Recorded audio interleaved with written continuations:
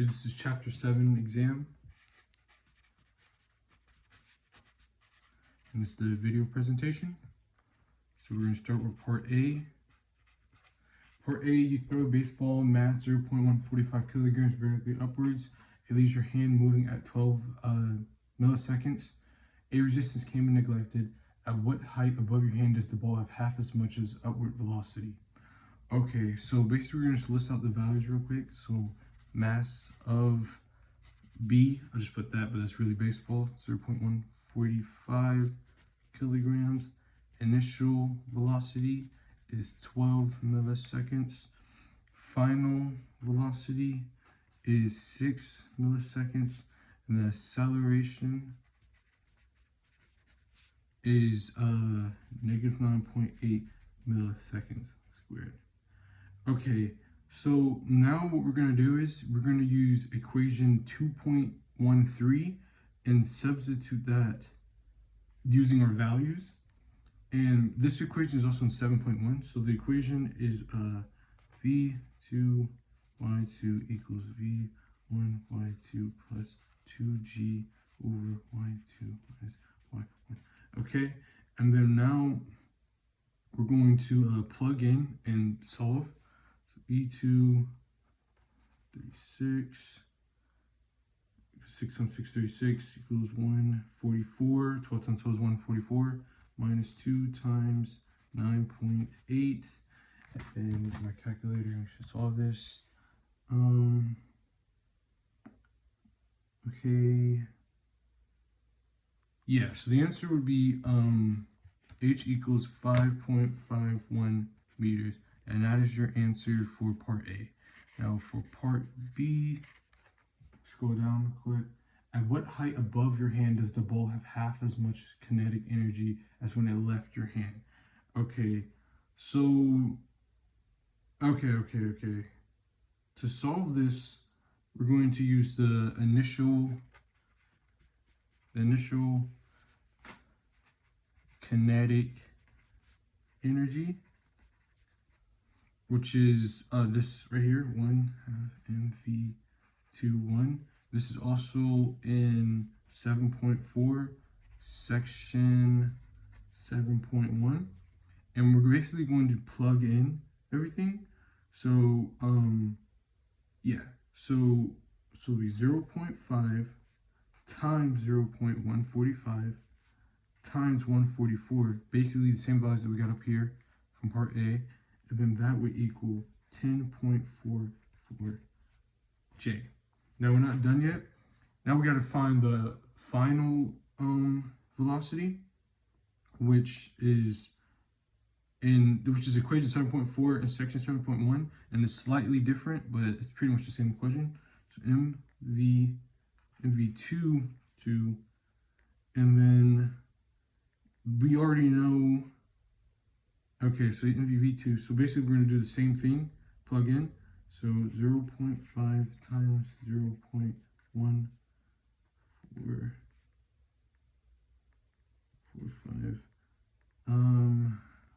Okay, so yeah, V2, 2. And then we solve this.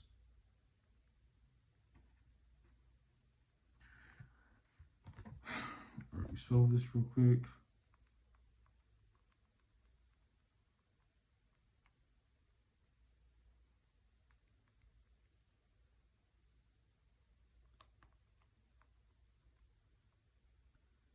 Okay.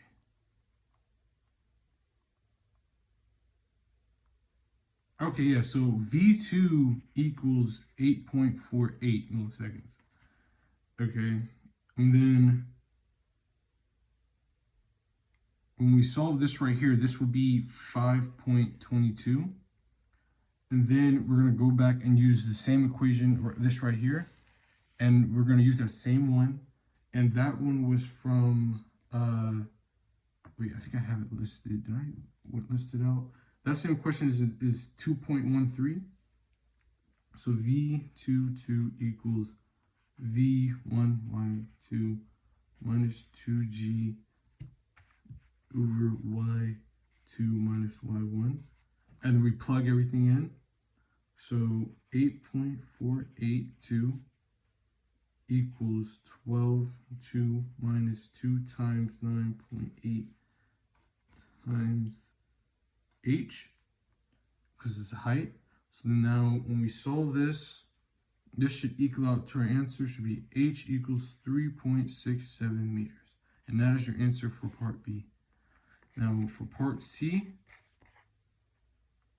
okay, so for part C, let me read that out. You toss a rock of mass vertically upward. Air resistance can be neglected. The rock reaches a maximum height above your hand. What is the speed of the rock when it is at height h/4? Express your answers in terms of variables h and 6. Okay, so we're going to use equation 7.9 and section 7.1, which is u max plus k max equals u h/4 plus k m/4. Okay, so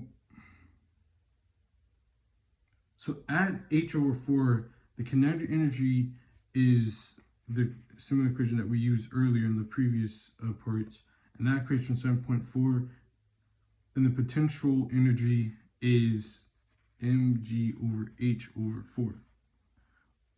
Okay, so we basically are gonna like combine this. So mg/h/4 plus 1/2 times m times v squared, and when we solve this, then by solving that, we'll get v equals 2g/3h/4, and then simplify that some more, and then we will get 3gh/2, and that should be your answer for part C. So v equals 3gh/2, and that should be your answer for part C.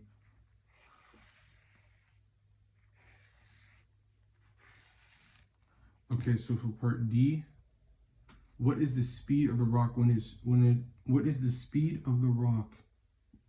is at 3h/4? Okay, so what is the speed? Oh, so basically we're going to do the same exact thing, but you know, but we're going to utilize our new answer that we got from part C. So yeah, so mg/3h/4 plus 1/2 times m times v squared, and it's the same exact thing we did like there. And then yeah, so the way we solve, 1/2 v squared equals 1/4 gh equals, and then we should get v equals gh/2. Now, like for these problems right here, it seems like me doing the video presentation, it seems like it's not a lot of work, but a lot of it's just continuous problems from the previous parts. Like for example, this right here is pretty much a continuous from part C and stuff like that. But yeah, so I basically used the same equation in part C and did the same exact steps, but just plugged in the answer I got from part C. Okay, let's scroll down. A, B, C, E. Okay, so you throw a tennis ball mass. I'm just gonna go ahead. Return a tennis ball mass vertically upward, and it leaves your hand moving at 15 milliseconds. Air resistance can be neglected, and the ball reaches a maximum height of 8 meters. But how much does the total mechanical energy decrease from when the ball leaves your hand to when it reaches the maximum height? Express your answer with the appropriate units. Okay, so we're gonna put part E. Okay, so we're gonna use equation K1 equals 1/2 mv/1, and also this is the equation 7.4 section 7.1, and it's an initial kinetic energy equation. So basically we already have our values given in the problem, so we're basically just going to plug in real quick for this equation that we just did. So yeah, so 1/2 times 0.0570 times 15 squared. And here, I'll do that in my calculator real quick. So 1/2 times 0.0570 times 15 squared. And that gives you 6.4125 equals 6.4125 J. Okay, so we got that. So now we're gonna have to use the potential energy equation, and to kind of finish up the problem. We're not done yet. So potential energy equation is U1 equals mgh, and this equation is in 7.2 in section 7.1, and we're basically going to plug in our values. So 0.0570 times 9.81 times 0, and I already know this equals 0 because, you know, the 0 right here, so 0J. So I'm just going to kind of know that these are our answers right here that we're going to use later on in the problem. Now we add K1 to, which is the 6.412. So we're going to use K2 equals 1/2 mv21. Remember, this is equation 7.4. And then, yeah, this is equation 7.4. And, okay, yeah. So then we'll do 1/2 times 0.0570 times 0, which equals 0. So then now we can do U2 equals mgh, which is similar, not the same. And then, okay, so wait.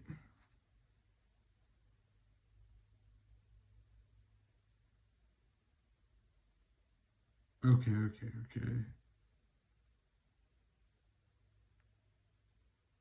Okay, yeah, so we're going to do 0.0570, kind of basically doing this equation right here, times 9.81 times 8. And then this should equal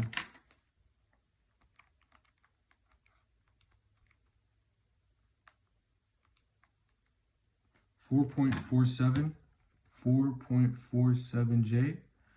So then we're going to do equation equals equation 2 minus equation 1. So we're going to subtract equation 2 from equation 1, which is 6.4125 minus 4.47. That should equal E1 minus E2 equals 1.94 J. And that is your answer. So basically for this question right here, we used the mix of equations, and we solved it first, and then the equations that we solved first we used in the later, like towards the end of it, which is why I kind of put like a thing right here. But yeah, that's your part E right here. See the E, F, G. You see E, F. So okay, so we're on F right now. Okay, so equation F, what is the magnitude of the average force of air resistance? So, okay, so average force of air resistance. Okay, so we're gonna do, this is part F. Now, okay, so 6, so we're gonna take our answer from part E, 6.4125 equals 4.47 plus 8. Remember, 8 right here. So then now what we're going to do is we're going to turn this into a fraction. So 6.4125 minus 4.47 over 8. And we're going to solve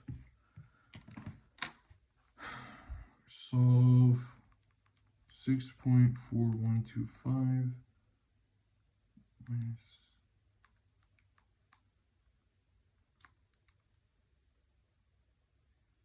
okay, and then we should get force equals 0.243.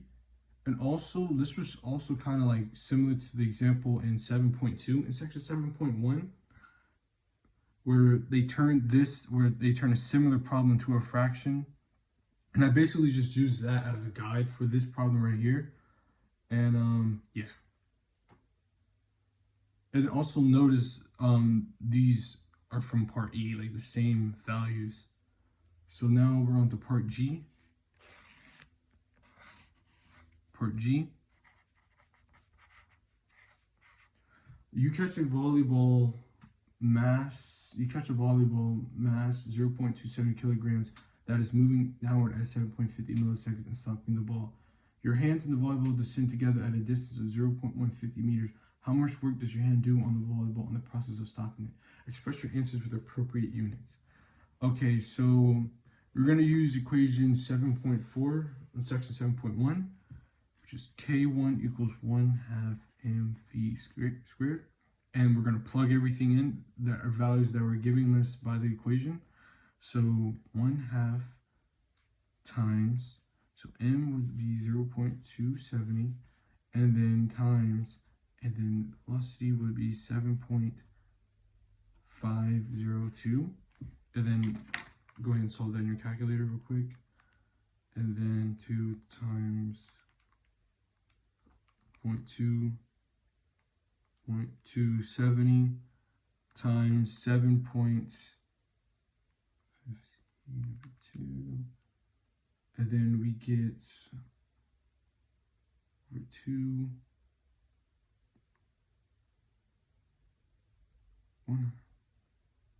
times 2. Yes, we get 7.99J. Okay, so since the volleyball stopped the initial velocity, so that the initial velocity would be 0. So we just go ahead and write 1/2 mv2 equals 0. So we can subtract 0 from the answer that we got right here, 799J, and then we'll use this equation right here, equals KE, force, minus KEI, equals 0 minus 7.99J.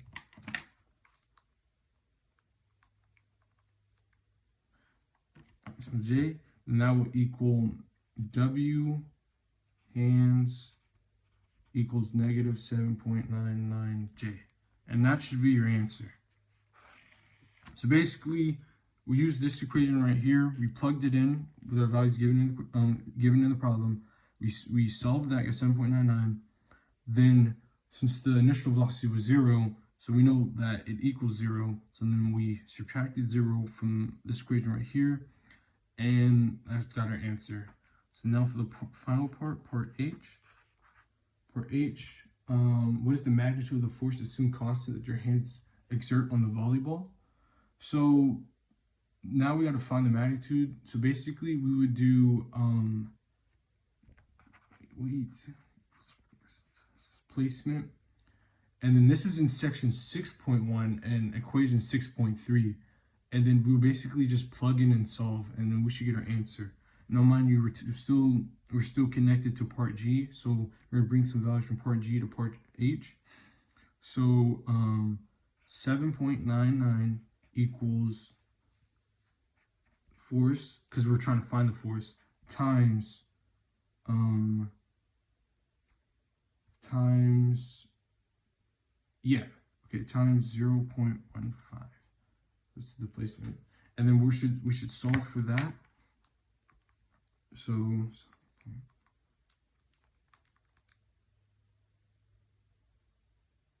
should solve for that. Okay, yeah, so 7.99 divided by 0.15 or 0.150 should get you 53.3. So force equals 53.3, and that should be about it for the video presentation.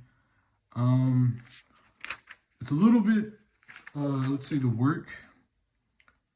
I mean, I referenced stuff from the equations, I referenced the examples. A lot of problems in this video presentation was a lot of like continuous, like we take one from one part and we used that part for another part instead of just like brand new equations. So it wasn't really a lot I had to do. There's a lot of just plugging in. But yeah, that's about all it.